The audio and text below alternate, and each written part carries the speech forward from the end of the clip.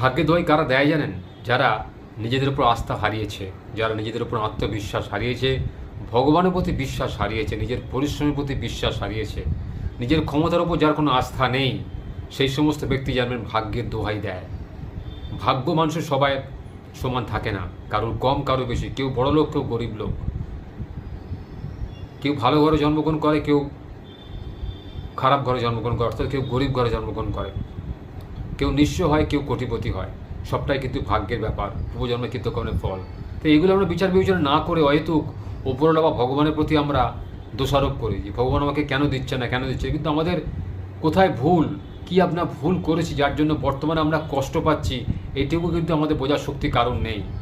আমরা নিজেদের অ্যানালাইসিস করতে পারি না যে কি ভুল করেছিলাম যার জন্য আজ কষ্ট পাচ্ছি, কি করলে আমি কষ্টটা পেতাম না, আমার কি শেখা উচিত ছিল বা আমার কি করা উচিত ছিল যার জন্য আমার ভাগ্যটা আজ একটু ভালো হতো, আমি কি ভুল করেছি, কোন ব্যক্তিকে ভুল কথা বলেছি, কেন বলেছি, এটা এইভাবে করলে ভালো হতো। এই যে নিজেকে সেলফ অ্যানালাইজিং পাওয়ার যার মধ্যে ভগবান দেয়, সেই কিন্তু সঠিক পথের সন্ধান পায়।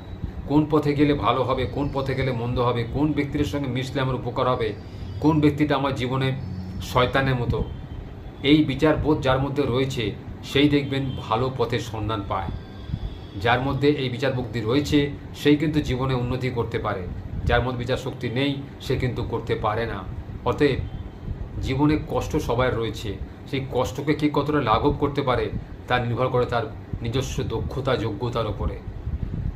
পরিবেশ পরিস্থিতি বুঝে নিজেকে অভিযোজিত করে নেওয়া, প্রতিকূল পরিবেশ থেকে নিজেকে কী করে বাঁচিয়ে রাখতে হয়, বাঁচিয়ে আনতে হয়, বা সেই পরিবেশে নিজেকে কী করে ডেভেলপ করতে হয়, সেই চিন্তাভাবনা যদি মানুষের মধ্যে না থাকে তাহলে সে বেশি দিন টিকতে পারে না। সময় তাকে হারিয়ে ফেলে, সময় তাকে টিকতে দেয় না। এই সময়ের সঙ্গে চলতে শিখুন, নিজেকে সবসময় আপডেট করতে শিখুন, আর সবসময় নিজের মনের মধ্যে একটা আত্মবিশ্বাস রাখুন, ভগবানের প্রতি বিশ্বাস রাখুন।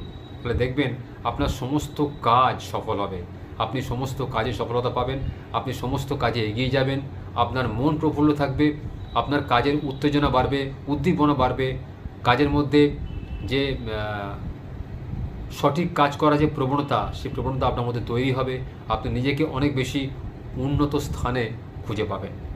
তাই আজ থেকে শুরু করুন নেগেটিভ মাইন্ড পরিত্যাগ করে পজিটিভ মাইন্ড নিয়ে বেঁচে চলা। আমাদের জীবনটা কিন্তু নেগেটিভ নয়, পজিটিভ আছে, অনেক নেগেটিভিটি আছে, কিন্তু তার মধ্যে পজিটিভিটিটাকে বেশি করে জাগিয়ে না রাখতে পারলে কিন্তু এই নেগেটিভিটি আমাদের একদিন গ্রাস করে ফেলবে। সবসময় চেষ্টা করুন নিজেকে পজিটিভ রাখতে, আর সবসময় বিভিন্ন পরিবেশ